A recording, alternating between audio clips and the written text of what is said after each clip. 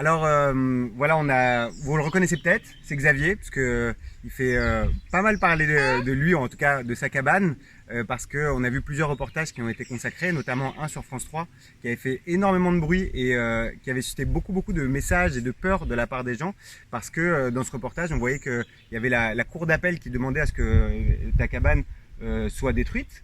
Et en fait, ça expliquait ni qu'il y avait un recours juridique qui allait se poursuivre à travers la cassation, ce que tu vas nous expliquer, et surtout que voilà, il y avait une volonté de ne pas céder par rapport à des pressions administratives qui sont faites. Et je pense que c'est hyper important en fait aujourd'hui qu'on puisse clarifier ça. Alors c'est pas celle-ci ta cabane, Non. parce que là vous êtes passé nous voir Ouais. avec ta chérie quelques jours à la maison, mais voilà, je pense que c'est bien que tu puisses nous raconter un peu tout ça pour nous éclaircir un peu les idées. Ouais, alors de l'aspect juridique, on a été d'abord poursuivi une première fois en première instance où on a gagné, on a eu gain de cause, ils ont fait appel et ils ont gagné. Du coup, on se retrouve en cassation à Paris. Ça ne veut pas dire que malgré la condamnation de destruction de la cabane, ça ne veut pas dire qu'on la détruise. Parce qu'effectivement, on compte y vivre euh, jusqu'à la fin de mes jours, enfin, je sais pas. Mais toujours est-il que il faut pas croire qu'elle est détruite. C'est pas parce que la justice a dit qu'on allait détruire la cabane qu'on allait le faire. C'est pas fini, le processus est encore en cours. Donc ma cabane est toujours debout. On y vit toujours. On est juste venu ici pour voir une belle cabane et s'apercevoir un peu que d'autres gens vivent aussi un peu comme nous.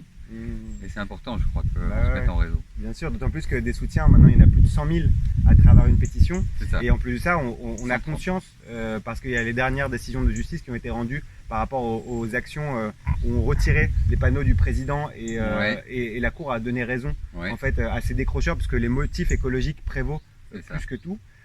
Et par conséquent, je pense que la justice, là, en cassation, va aussi bien comprendre la nécessité aujourd'hui d'habiter dans la forêt et que non seulement il est pas normal en fait que de par ton mode de vie, tu puisses être inquiété parce que tu respectes plus que quiconque en fait C'est le ça. vivant et la nature et surtout voilà quelle que soit la justice rendue, faut expliquer en fait que c'est pas contre personne, enfin c'est une démarche qui s'oppose à rien ni personne, mais au contraire qui veut créer et inciter de nouvelles formes de vie. C'est ça qui est important, je crois, effectivement. Mon mode de vie que j'ai choisi, c'était un mode de vie au départ pour moi me mettre en accord avec mes idées et surtout mon impact sur l'environnement. Et je suis surtout chez moi, donc j'estime avoir la liberté de vivre comme je l'entends. D'autant plus que je ne suis pas raccordé au réseau, que je ne fais pas de pollution, que je ne détruis pas le paysage, que je ne gêne pas les voisins. Donc ça me paraît, moi, légitime, mais complètement. Donc j'entends bien que la justice entende ce message-là et voie et admette la possibilité qu'on puisse habiter comme moi dans une cabane. Et c'est là que je renvoie aux Belges qui, eux, ont déjà fait la démarche. Qui ont légiféré sur Voilà. l'habitat léger récemment justement Ouais. pour l'autoriser. C'est ça. Et c'est là que je dirais, allez voir là-bas chez les Belges, prenez, inspirez-vous. Et est-ce que tu pourrais nous raconter un peu la vie, parce que c'est magnifique, tu vois, les vies qu'on a la chance d'avoir au quotidien dans la nature et tout, pour expliquer un peu, voilà, quel est le quotidien d'une personne ou d'un couple qui habite dans une cabane perchée. Alors dans une cabane perchée, c'est tout aussi un monde. Il y a, en fonction du temps et des événements, ça peut beaucoup bouger, mais ça peut être très merveilleux aussi. Et en général, c'est plutôt très apaisant. Le fait de vivre dans la canopée, par exemple, très proche des oiseaux et des autres, nous apporte une paix et une tranquillité qu'on ne pourrait pas avoir. Et malgré tous mes déboires et mes difficultés judiciaires et autres, le fait d'habiter dans cet endroit me rassérène. Bon, je suis aussi un méditant, donc je profite de toutes ces choses-là. Donc oui, c'est une belle vie poétique que de vivre en cabane, et j'estime qu'elle est nécessaire. Il faudrait qu'on s'y inspire beaucoup plus.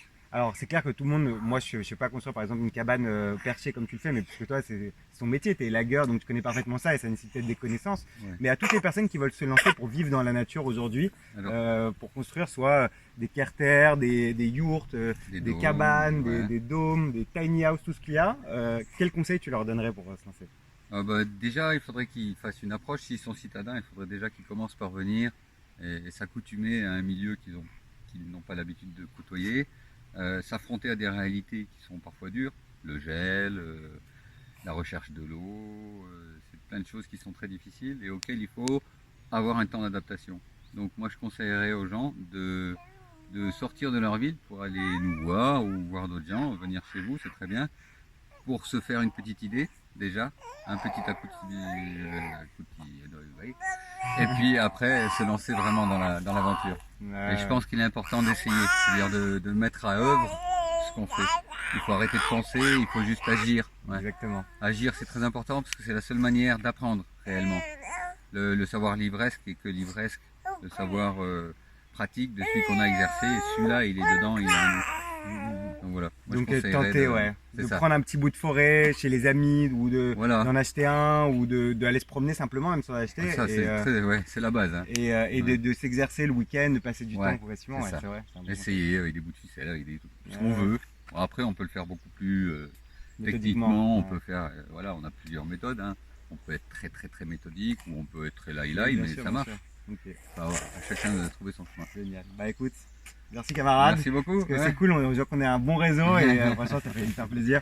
Cool. Et voilà, on sait, tout le monde, tu l'as vu d'ailleurs à travers tous les soutiens que tu as reçus, qu'il y a vraiment des centaines de milliers, voire des millions de personnes qui directement soutiennent ta démarche. Très soutenu, ouais. Et ce qui est marrant, c'est que ça les choque, cet aspect légitime. Pour eux, ils comprennent pas. Que tu sois chez toi et qu'on n'est pas chez toi, t'es pas le droit de construire une cabane dans la forêt. Ça, c'est ce qui choque le plus. Je comprends, c'est clair. Bon, ben, on espère que tout ça sera résolu très bientôt. Oh, j'y crois. C'est sûr. Merci. Salut. Au revoir. À bientôt.